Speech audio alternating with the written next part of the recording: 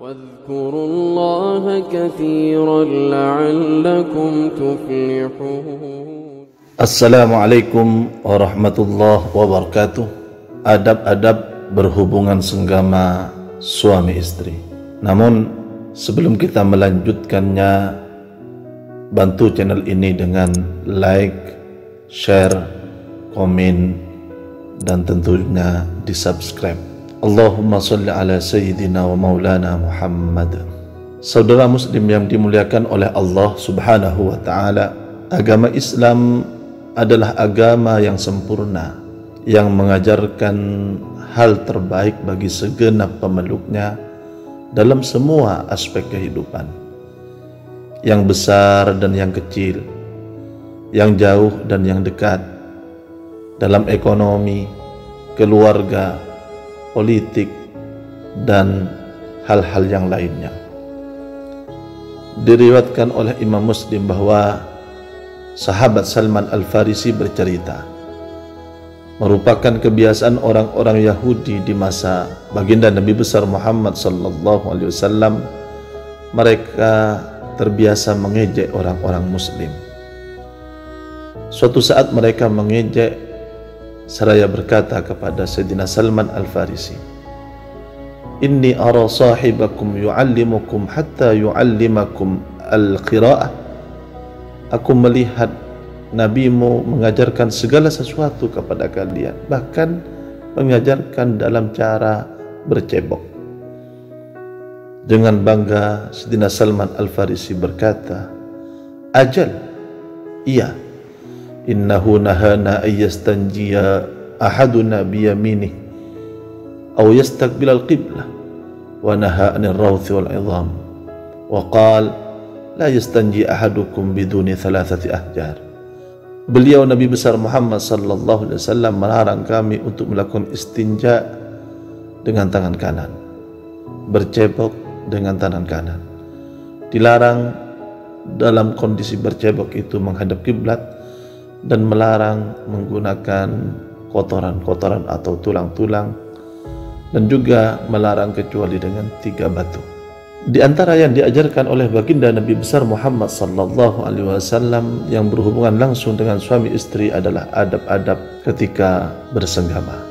Hal ini menjadikan bahwa hubungan ini tidak hanya ajang pelampiasan syahwat laksana hewan belaka, akan tetapi juga bernilai kebaikan dan insya Allah dapat dipetik di dunia dan akhirat. Di antara adab-adab itu sebagaimana berikut. Tentu saja yang pertama adalah berniat dengan baik, dengan tulus, dengan ikhlas menghadapkan ridha Allah subhanahu wa ta'ala, dan ingin membahagiakan baginda Nabi sallallahu alaihi wasallam dengan banyaknya penerus-penerus umat beliau, serta juga melindungi diri dari kemaksiatan dan juga keluarga. Atau setidaknya dia mesti mengingat tentang manfaat dan faidah-faidah hubungan suami istri. Di antaranya ingin punya keturunan penerus pejuang baginda Nabi besar Muhammad sallallahu alaihi wasallam, mengeluarkan air mani yang berbahaya jika tidak disalurkan dengan benar, serta bersenang-senang dengan hal yang memang diperbolehkan oleh syariat. Selanjutnya, di antara adab hubungan suami istri ketika bersenggama adalah mengawali hubungan tersebut dengan candaan, foreplay, ciuman, dan lain sebagainya yang akan mengantarkan sama rasa dan keinginan yang sama.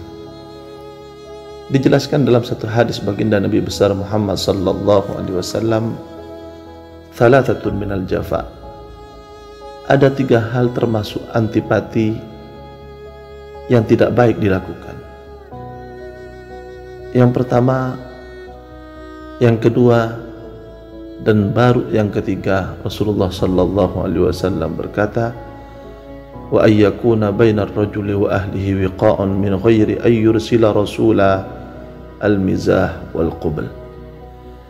Yaitu suami istri melakukan hubungan antar suami istri tanpa mengawali dengan candaan serta foreplay atau ciuman dan lain sebagainya, Meskipun hadis ini dhaif, namun ulama mengambil dan mensepakati bahwa ini adalah anjuran.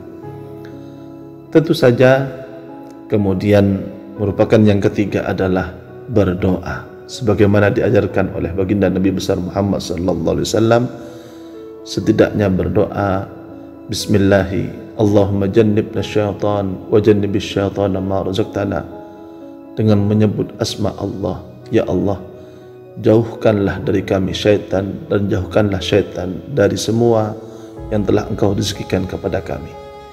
Nabi besar Muhammad sallallahu alaihi wasallam kemudian bersabda, jika Allah memberikan setelah hubungan itu anak, lam yadurruhu syaitanu abada, maka syaitan tidak akan dapat mengganggu anak tersebut. Hadis riwayat Imam Bukhari.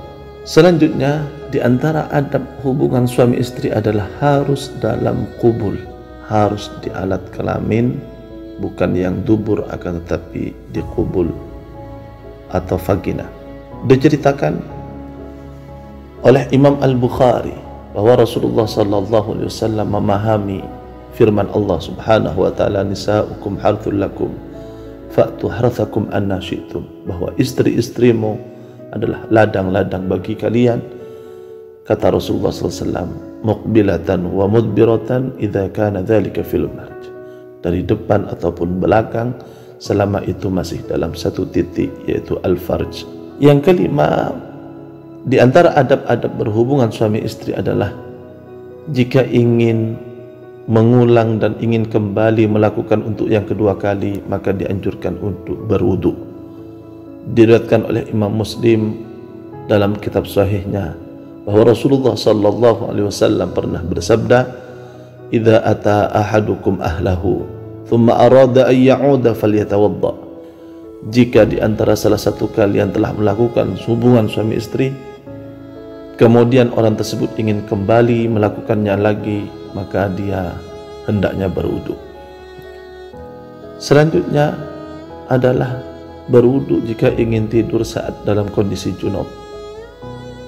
Ada seorang sahabat bertanya kepada Rasulullah sallallahu alaihi wasallam, "Ayanamu ahaduna wa huwa junub?" Bolehkah salah satu di antara kita tidur padahal dia dalam kondisi junub? Rasulullah sallallahu alaihi wasallam berkata, "Na'am, iya. Wa yatawaddau insya", jika dia bisa dan ingin maka silahkan untuk melakukan wudu. Hadis riwayat Ibnu Hibban. Yang ketujuh, perlu sangat dipertegas dan diketahui lagi bahwa haram hukumnya melakukan hubungan senggama suami istri saat sang istri sedang haid. Hal ini dengan jelas dan tegas difirmankan oleh Allah Subhanahu wa taala, "Wa yas'alunaka 'anil mahid, qul huwa adam fa'tazilun nisaa fil mahid wa la taqrabuhunna hatta yadhhur." Mereka bertanya kepadamu tentang orang yang sedang haid, katakan kepada mereka, jauhi istri-istrimu dalam kondisi haid, yakni jangan berhubungan suami istri. Kemudian yang kedelapan, termasuk di antara yang biasa diperbincangkan adalah bolehkah suami itu melakukan azal, mengeluarkan di luar. Maka hal ini adalah sesuatu yang memang diperbolehkan meskipun itu kurang baik, karena di samping mengurangi kelezatan dan kenikmatan juga tidak sesuai dengan faidah utama hubungan istri, yaitu ingin mempunyai anak. Maka diriwayatkan oleh Sayyidina Jabir radhiyallahu taala anhu dalam riwayat Imam Muslim, "Kunna na'zilu ala ahdi Rasulillah sallallahu alaihi wasallam, fa balagha dzalika Rasulullah sallallahu alaihi wasallam falam yanhana."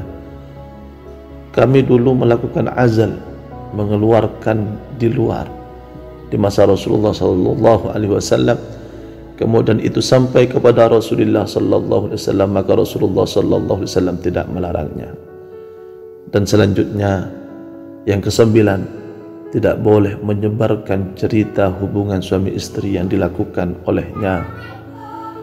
Diceritakan oleh Imam Muslim dalam kitab sahihnya, Rasulullah sallallahu alaihi wasallam berkata, "Inna min asyarrin nasi 'indallahi manzilatan yaumal qiyamah ar-rajulu yufdi ila imra'atihi wa tufdi ilaihi thumma yanshuru sirraha." Di antara yang paling buruk kedudukannya di hari kiamat di sisi Allah adalah seseorang laki-laki berhubungan dengan perempuan, perempuan berhubungan dengan laki-laki, suami istri, kemudian rahasianya disebarkan selanjutnya. Na'udzubillah. Dan insya Allah ada beberapa hal lain yang akan dibahas dalam video selanjutnya. Wallahu ta'ala a'lam.